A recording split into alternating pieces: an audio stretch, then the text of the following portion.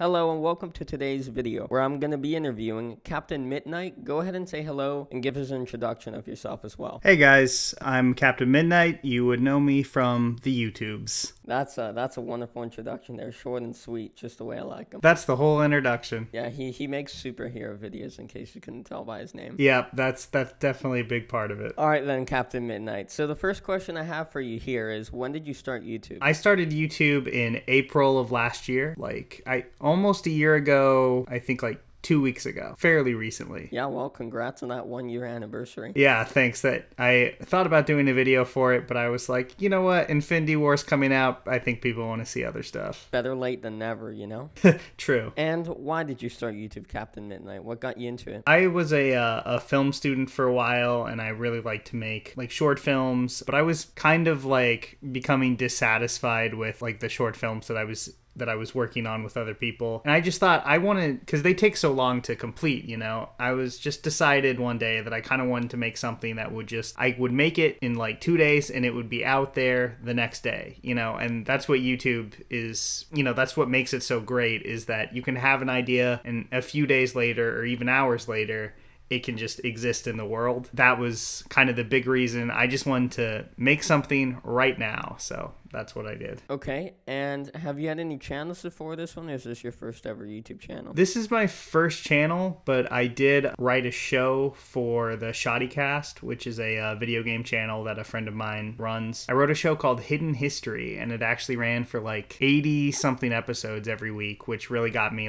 used to the pace of, you know, writing a script every week, so that really helped. And I'm curious, Captain Midnight, there's a new tool that's going to be implemented into YouTube, or it already has, I'm not too sure, but it basically stops people from stealing others' content. Have you heard of it? Do you mean just the content ID system? No, it's a new tool they're going to implement. No, I guess I haven't heard about it then. Well, basically what it is, it's the system will be able to detect how much of another person's video you've used, and then they can decide whether, okay, they're using too much of my content. Oh yeah, that's already kind of been around. The content ID system scans, it shows it to the rights holder, and then it asks them, you know, how much they want to use, or if they just want to claim it for themselves, the monetization, or if they just want to block it worldwide. That system, do you think it can negatively affect someone that makes your kind of content? There's definitely a pretty good chance that it could, but at the end of the day, what I do is fair use, and a fairly clear-cut case of fair use. So if you just stick with YouTube does have systems of where you can appeal copyright, stuff like that. And once you have a pretty nice, well-written, this is the reason why my video is fair use, that I just kind of copy and paste and send every single time it gets flagged, I haven't really had too many problems.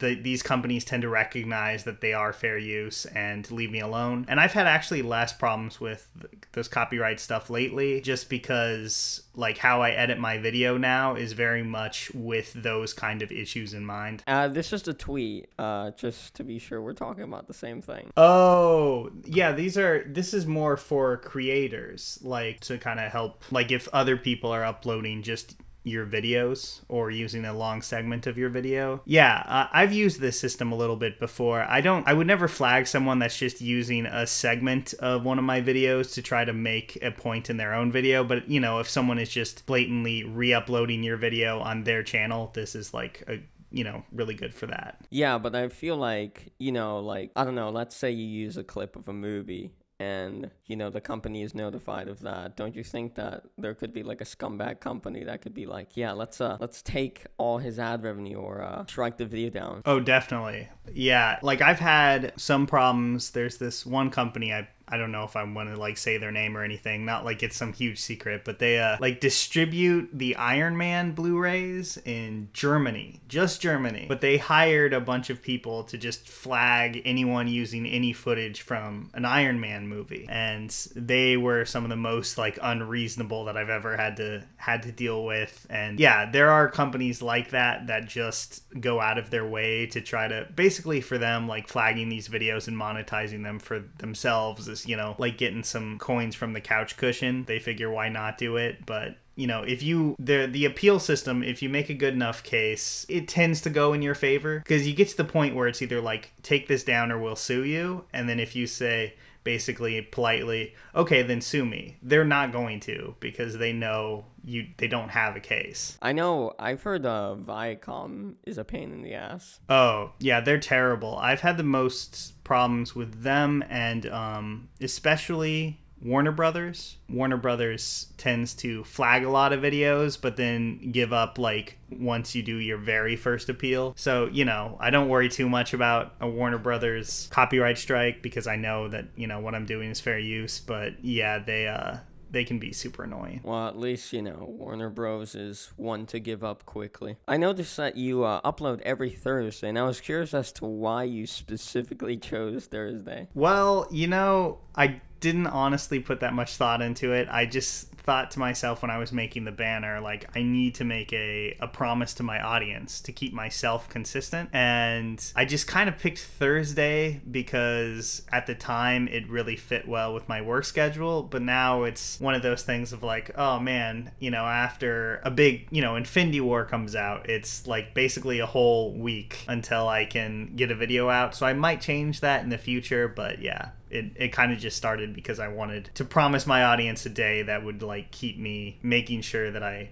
got content out every week. Yeah, because I saw that you've uploaded on like Wednesdays a few times. Yeah, I think what that is like sometimes I usually just upload on Wednesday when I finish the video, and YouTube kind of goes by like California time, and so when I would upload at like 12:01 or something, it would still count it as a Wednesday. Oh, gotcha. Okay, I actually didn't know that. Yeah, because I also upload in the middle of the night, so it's just a whole bunch of weird stuff. Oh, okay. Do you schedule your uploads? So I was doing that for a little bit, but then I started a Patreon where I promised like sometimes if I get the video finished in time, they'll get early access, right? And what's annoying about YouTube is that you can schedule a video to go from private to public, but you can't schedule a video to go from unlisted to public. You have to manually be there to basically punch the button. So I've kind of stopped scheduling it and just, manually went in and switched it to public. Yeah, that makes sense. Yeah, I don't know why they don't include the feature to just schedule unlisted videos to go public. It seems kind of goofy, but yeah, they don't. Yeah, I think I scheduled like one video in my whole life.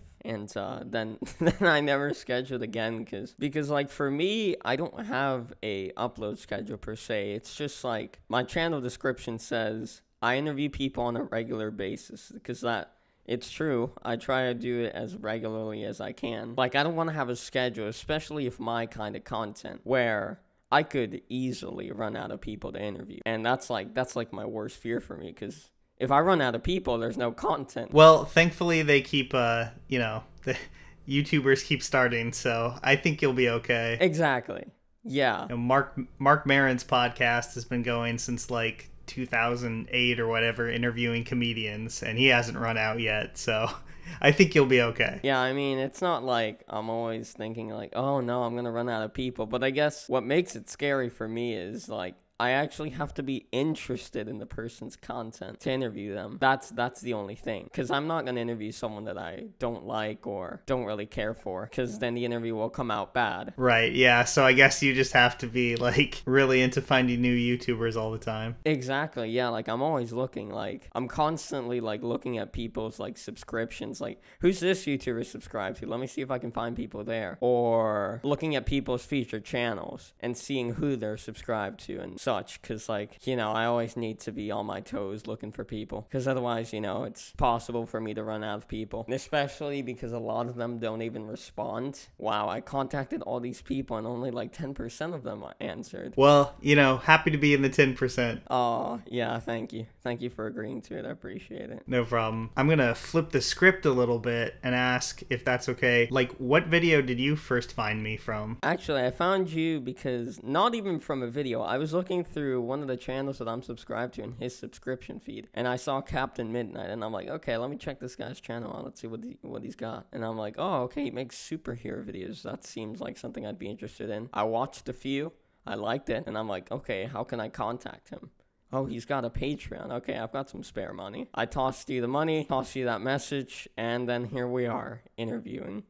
Yeah, if anyone out there is looking to score interviews, that's generally a pretty good way. I mean, like, some people have told me it's like, oh, but you're buying an interview. But then I'm like, I'm giving them $1. $1. Yeah, and honestly, like, I know some people might not believe me, but, like, if you had just, like, messaged me through the like channel itself or through the business email on there or whatever, like I totally would have done it. You know, it's just like, oh, an interview, that seems interesting. Yeah, it wasn't like, oh man, now that I got this $1, I'm gonna sit down. Yeah, no, absolutely. I mean, like what I tell people, $1 isn't a lot of money, and it's a month. Right, yeah. You know, like, they can say no, or they can just not answer, you know? That's just how it works. But I didn't even know you had a business email. That's why I went to the Patreon, because I didn't see a business email or anything like that. So I'm just like, okay. Because, like, the way I do it is either if I see a business email, I'll go for that. Or if they've got, like, a Discord server, I'll go for that and message them on there. Or if they've got Twitter DMs open. And the last thing that I'll do is Patreon, because I don't want the first step to contacting someone to be, let me give them some money and send them a message. Because, you know, I don't always have spare money on me, and I don't want to be using my parents' money. Yeah, I thought that I had Twitter DMs open, but honestly, I haven't paid that much attention. No, you had them closed, and I'm like, oh man, I'm gonna have to open those. And I mean, I'm like, I could send him a tweet, but I don't know if he'll answer. I don't know how active he is. So I thought Patreon's got to be the best way, because, you know, I hate YouTubers that neglect their Patreon. Like, it's like, come on now, these people are giving you money.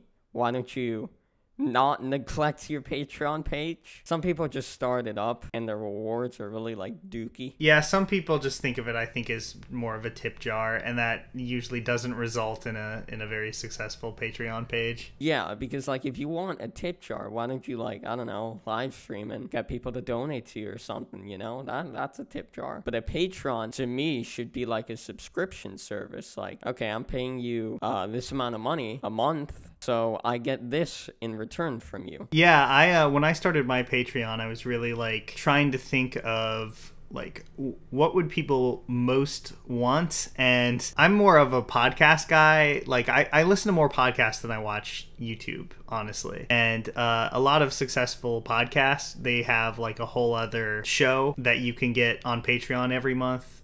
So I was like, oh, I kind of want to try that out, but for YouTube videos. So, you know, trying to provide some value with you know, you get a whole other, like, more videos if you do Patreon, as opposed to just like, I don't know, you know, what are the usual Patreon YouTuber things, like your name will be like shouted out on Twitter sometimes or something, you know, something like that. Yeah, I mean, I don't know, because like those rewards are like hella dookie in my opinion.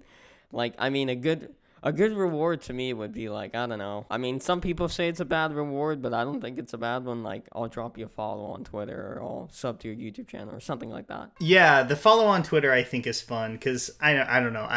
I mean, I like to be followed by people that I like on Twitter, so I figured. Some people say it's a bad reward because they say like, oh, you should be followed. Like, if, like, this person should follow you if they actually care about you and your content or whatever you do. Not just give you like a follow because they're giving you money. I think it's one of those things, if it's like a massive Twitter profile that follows like thousands of people, that follow probably isn't worth much. But yeah, like mine, I see like everyone who I follow on the Captain Midnight Twitter, like it's not a big thing. So, you know, if I follow you, like, I'm gonna see what you have to say and stuff, and I'm, you know, want to read that. So, oh yeah, I saw that you follow like 80 people or something like that, like a really small amount of people. Yeah, anytime I see that, I'm just amazed, because I follow like 500 plus people on Twitter.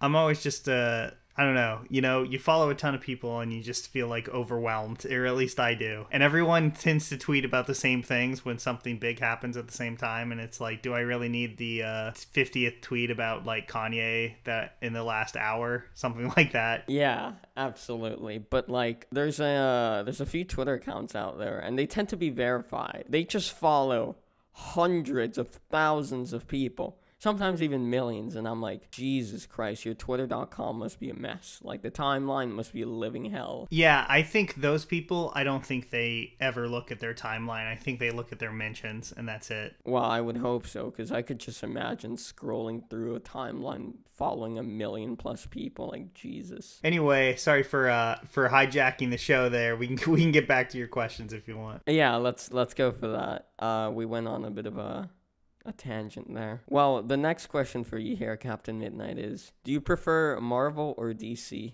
And based on your choice, why do you prefer that one? Oh man, really putting me on the spot here. To be like really honest, and this is kind of a cop-out answer, I care more about who's writing the comics than I do about which company is releasing them. Like, some of my favorite comics of all time are Alan Moore's Swamp Thing, and those are my favorite comics not because I'm just like a huge Swamp Thing head or something. I don't really care that much about Swamp Thing either way, but I did after Alan Moore wrote him. It's kind of more writer based than character based, although if it was like, here are these two universes, you could have an amazing writer write for Spider-Man or write for Batman or Superman. I probably tend to lean more towards Marvel, but I really, really like a ton of like DC books too. So honestly, I'm more of a DC guy, even though the movies are just crap. I mean, probably just because I like Batman has gotta be my favorite hero of all time. Yeah, I mean, DC will always have Batman. No one can take that away from them. I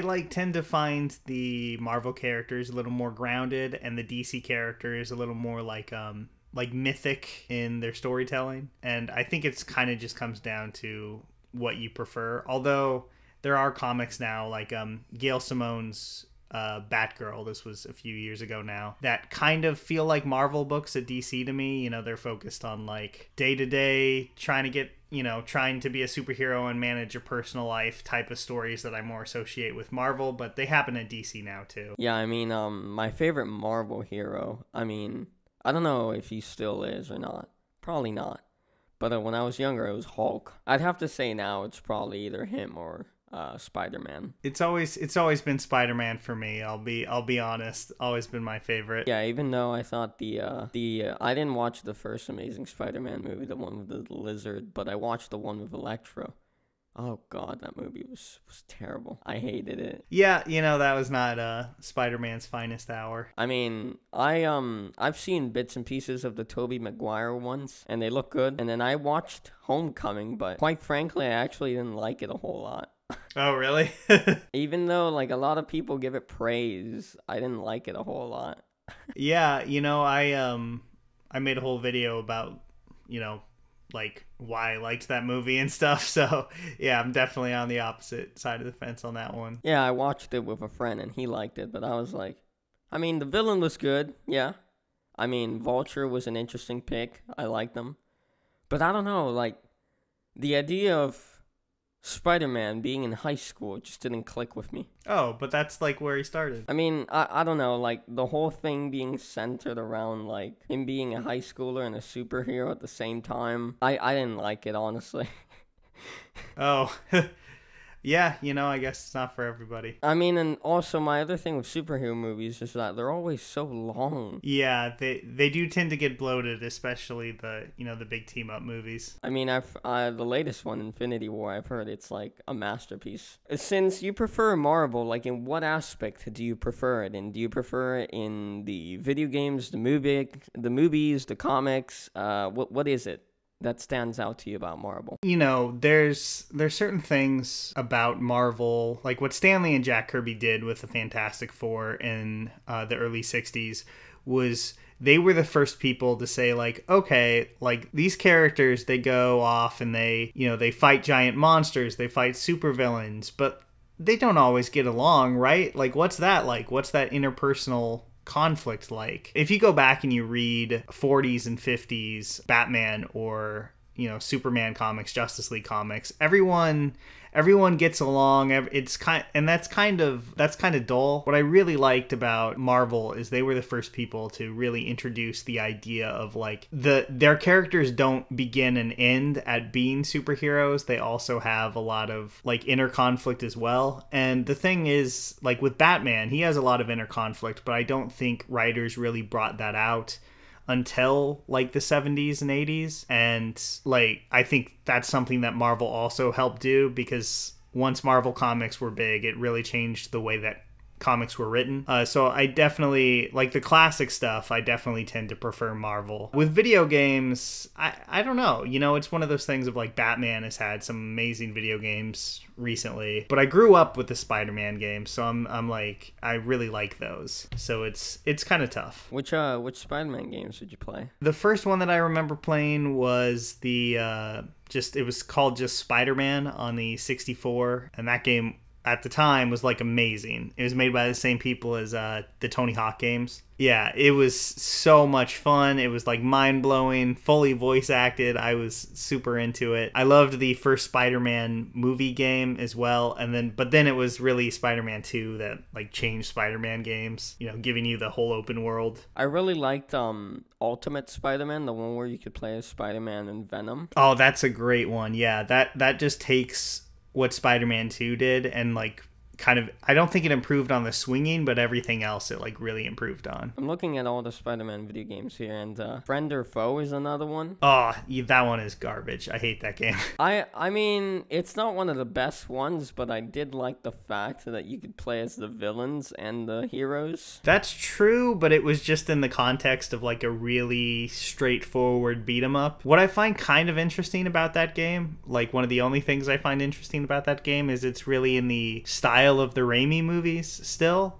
which is kind of weird because it came out so late, you know, like the Garfield movies were just around the corner. The Raimi movies were pretty much done, but it was still styled like the Raimi movies, so you kind of got to see what these villains would look like in the kind of Raimi movie style. I don't know, I geek out about stuff like that, but overall that game was just, yeah, it was not for me. But my two favorite Spider-Man games that I've ever played have got to be Web of Shadows and Shattered Dimensions. I love those two games. I really like Web of Shadows. Like, I think the storytelling could have been a little better, but man, the gameplay was a ton of fun. What was the other one you mentioned? Shattered Dimensions? Shattered Dimensions, yeah. Yeah, you know, I don't think I ever like played that one too much. I played there was another Beanox one. Edge of Time. Edge of Time, that was the one I played.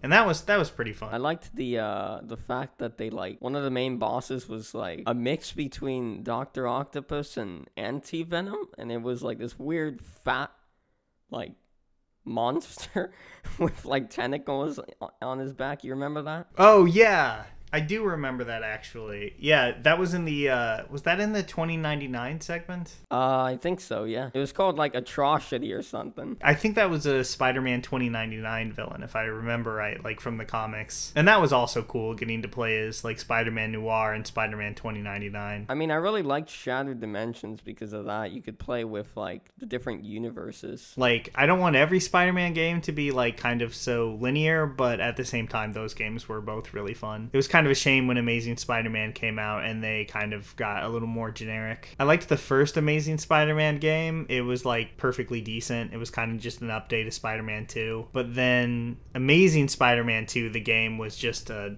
train wreck. It was really awful. I bought it day one, and boy did I regret that. Yeah, I never played it, but I heard it was really bad. Yeah, I don't think I ever bought any of these games like day one. I think I just bought them pre-owned from GameStop and I played them. I never played the second one, like I said, though. I did play the first one, and I liked it, The Amazing Spider-Man 1. Yeah, it's a pretty decent game. The second one, I've seen gameplay of it, and I'm like, Jesus, that looks awful. That looks like such a step down from The Amazing Spider-Man 1. Yeah, it was clearly they like just had to slap it together in a few months to get it ready to ship. That new one looks amazing. I'm really looking forward to that. Oh, yeah. Yeah, the one that comes out on PS4 from Insomniac Games. Yeah, I can't wait. That'll be another day one purchase, and I think that one I'll actually be happy about. Well, I'm a big fan of Insomniac Games because, I love the Ratchet and Clank games as a kid. The thing is, I don't have a PS4, so I'll probably honestly buy a PS4 because there's so many, like, PS4 exclusive games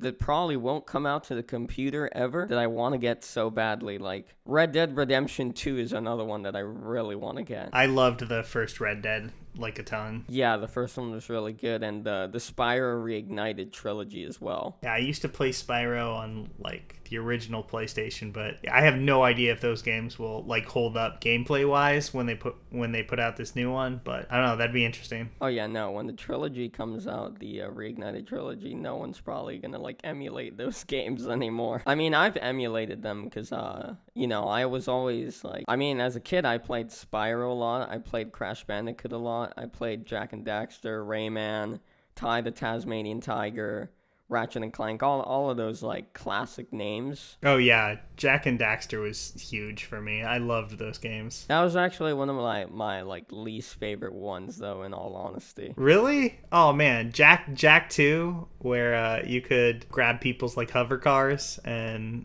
fly around. That was so fun. But, like, my two favorite ones out of all of those have got to be Spyro and Crash Bandicoot. Oh, yeah. Yeah, see, I loved Crash Bandicoot as a kid, but then when I got this, the new remastered, whatever that was called. The Insane Trilogy. Yeah, I was kind of like, oh, these games feel really old. Like, the controls for the game just felt old in a way that, I don't know, for me, at least, the controls for Mario 64 don't. Like, the camera in Mario 64 feels of its era, but the controls still feel really smooth. Crash didn't hold up quite as well for me, but I guess I'm kind of a Nintendo fanboy in that regard, at least when it comes to platformers.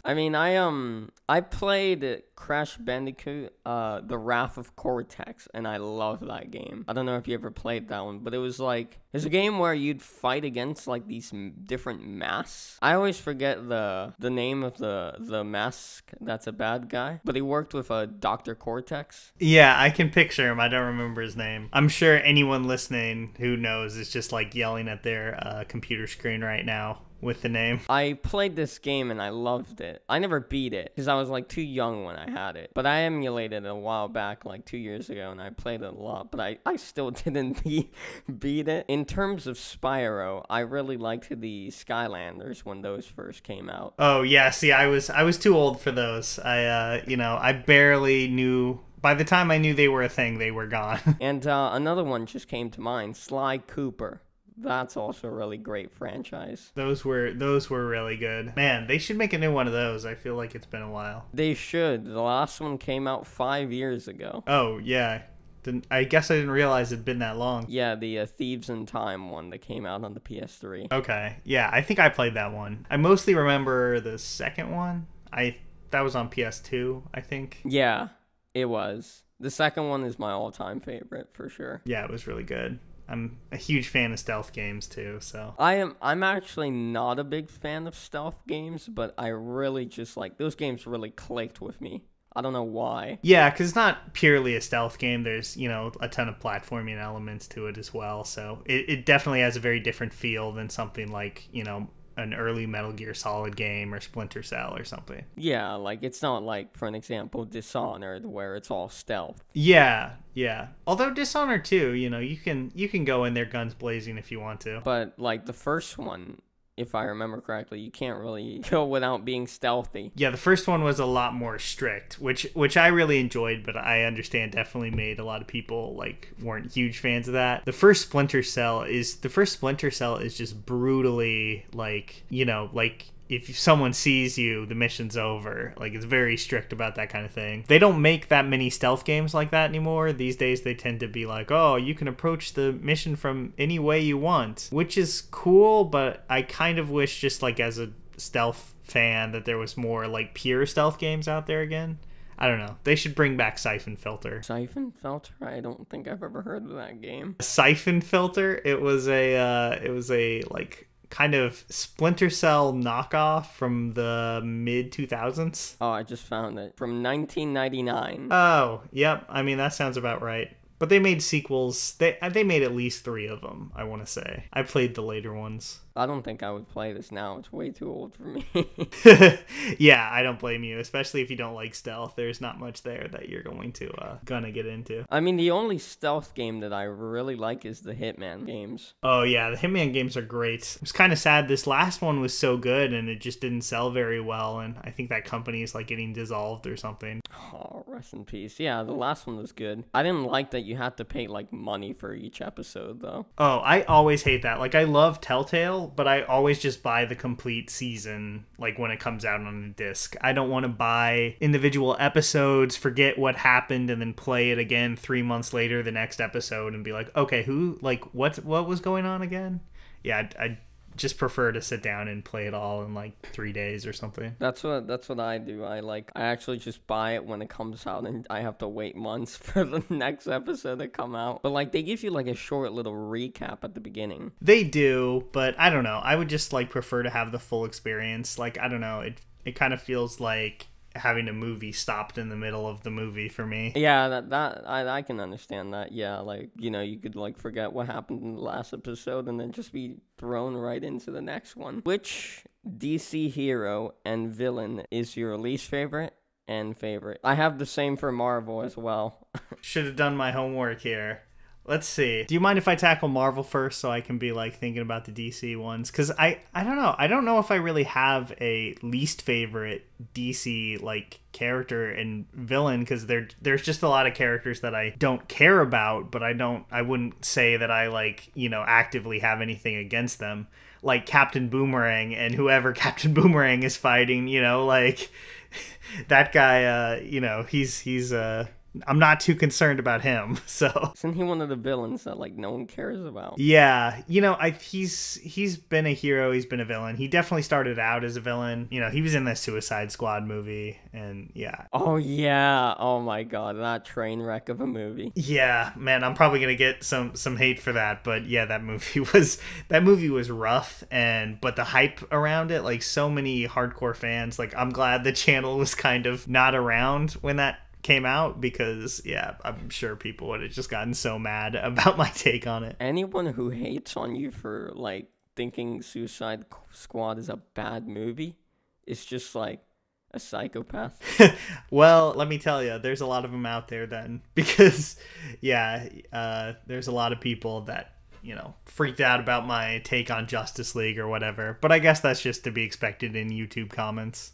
Yeah, exactly. But yeah, I guess, you know, my favorite Batman, I mean, Batman is probably my favorite DC hero, you know, not being too original there, right? Yeah, and then, I mean, I know people love the Joker for very good reason, but kind of when I see the Joker show up now, I'm kind of like, okay, you know, been there. For me, I really, when Freeze is done well, I really like him. I can't agree with you on that one. I really like the Penguin. Oh, the Penguin's great too, but like the classic Batman the Animated Series episode that really reinvented Freeze, I think is just like one of the best pieces of Batman storytelling. It's just like a masterful episode of television. And how about Marvel? Marvel, I mean, I'm gonna go with just Spider-Man and Norman Osborn. Like, not even the Green Goblin, like Norman Osborn specifically. Because, like, I love Norman Osborn almost more when he's, like, out of costume and just talking to Peter Parker. I love their dynamic of, like, how he sees a lot of himself in Peter Parker and, like, really respects him, but also, you know, is, like, an insane lunatic who wants him dead, but also, I don't know if he does, really. You know, it's, what was that great Dark Knight line? Like, oh, we're like destined to do this forever. I also feel that way about like Norman Osborn and Spider-Man, because, you know, he keeps dying or whatever and coming back, and at the end of the day, I just think those two characters like fit together so well. Yeah, absolutely. I mean, my favorite Marvel villain has got to be Doctor Octopus. Oh, Dr. Octopus is fantastic. Yeah. Least favorite, I don't know. Like there's a era of comics, the 90s, that I'm just really not a fan of, to be honest with you. It's like, to me, even though a lot of like great comics, like especially indie comics like Astro City came out of the 90s, the main Marvel stuff was just when it was at its worst. Like huge events every few months that were just, you know, there to sell like collector edition covers and stuff, and the kind of that Rob Liefeld art style. I'm really not a fan of that kind of aesthetic in comics. So I don't, but at the same time, a lot of those characters like Deadpool have been like so reinvented since that time. But I guess the entire 1990s would be my answer. I don't think I have a favorite Marvel hero, but like I said earlier, if I were to choose one, probably Spider-Man or Hulk would be my answer to that. Yeah. Anyone who can write a good Hulk story, I respect, because Hulk is a tough character to tell a new story about. And when they do, like in Planet Hulk or something, you know, it's really exciting when that turns out well. Because Hulk, it'd be so hard to write the Hulk, because it's a basic Jekyll and Hyde type of dynamic, right?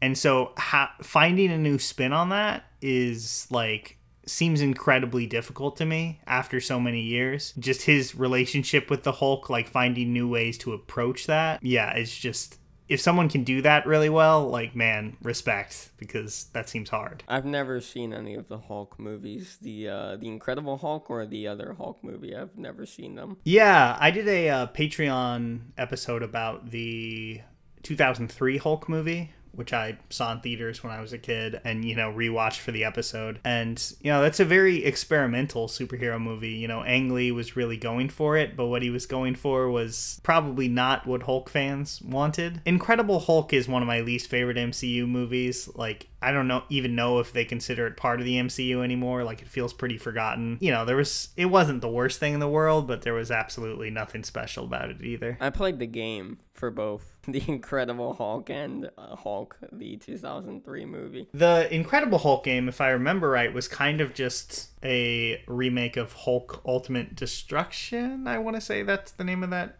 earlier Hulk game. Oh, Hulk Ultimate Destruction. I loved that game as a kid. Yeah, that game was amazing. That was such a fun game. I just remember, like, always just not even paying attention to the missions, just running around destroying stuff.